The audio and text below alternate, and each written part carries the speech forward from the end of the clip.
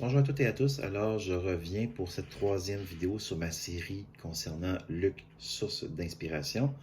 Alors, juste pour débuter, en fait, je reviens sur le portrait de l'évangéliste Luc, mais juste avant, j'aimerais juste vous introduire par rapport à ce que Luc euh, est en réalité. C'est un homme qui semble très méticuleux, qui a besoin de preuves et non pas d'une simple croyance. D'ailleurs, comme vous l'avez sans doute observé dans des articles que j'ai rédigés précédemment, soit des articles, soit en vidéo, parce que j'ai une série vidéo qui parle de croyance et foi. Alors, la foi n'est pas une croyance, la croyance n'est pas la foi. La croyance est une adhésion arbitraire qui n'a pas de preuve à l'appui. La foi, au contraire, pose ses fondations sur des preuves vérifiables, tangibles et avec exactitude. Tout au long des évangiles, on constate à maintes reprises une utilisation apologétique des écrivains des évangiles qui ont justifié la messianité de Jésus par des corrélations scripturaires. Ainsi, on retrouve à plusieurs reprises l'utilisation d'arguments scripturaires du genre afin que s'accomplissent les Écritures, ou encore afin que se réalise ce qu'a dit le prophète. On le voit à de nombreuses reprises dans les évangiles. Donc, les évangélistes devaient prouver à la fois sur le plan scripturaire et sur le plan historique que Jésus a bel et bien été celui que les Juifs devaient attendre depuis toujours. On en a un parfait exemple d'ailleurs dans Actes chapitre 17, verset 11, dont Luc est l'auteur, alors que les Juifs de Bérée ont étudié minutieusement les propos rapportés depuis Jérusalem en ce qui concerne la bonne nouvelle du Christ enfin révélé, à la lumière des prophéties anciennes. En tant que médecin et homme de science de son époque, Luc n'allait certainement pas acquiescer à une croyance qu'il allait peut-être vérifier plus tard dans le temps ou encore qu'il n'allait pas vérifier du tout. C'est pas, du moins, c'est pas le portrait que Luc nous dresse de lui-même. Même que, de toute façon, même s'il ne nous avait pas prévenus à l'avance, on voit déjà dans son évangile et dans sa rédaction des Actes des Apôtres qu'il est extrêmement précis.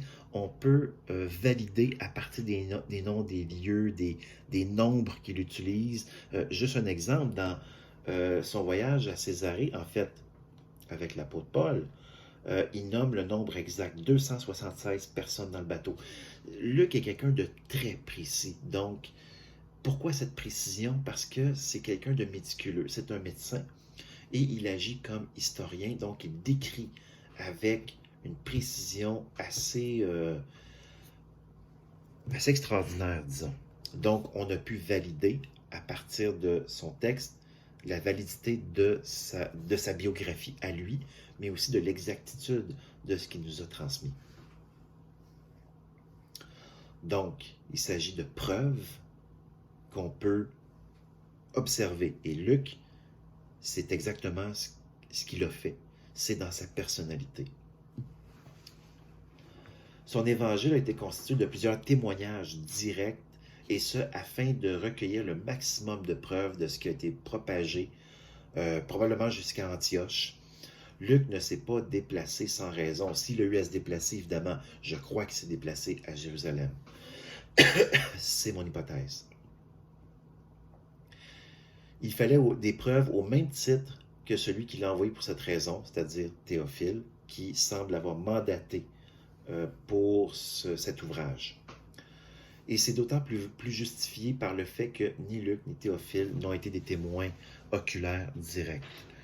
Luc, selon mon hypothèse, serait donc allé sur le terrain pour y colliger toutes les informations avec exactitude émanant directement de ceux qui en ont été des témoins directs, donc les témoins oculaires, les témoins de la première heure qui ont été en compagnie de Jésus, et particulièrement ceux que Jésus a nommés ministres de la parole, c'est-à-dire des apôtres.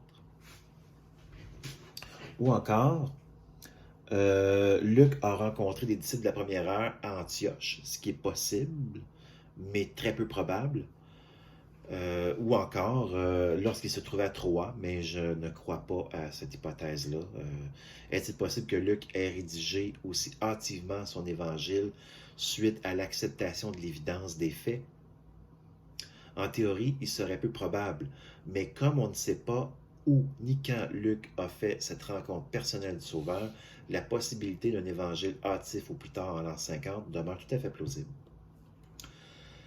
Alors, je termine ici cette vidéo. Je vais revenir pour une quatrième vidéo. Je vais parler encore une fois de Luc, qui n'était pas un chrétien de deuxième génération, comme on tend à le dire. Alors, je vous remercie. À bientôt.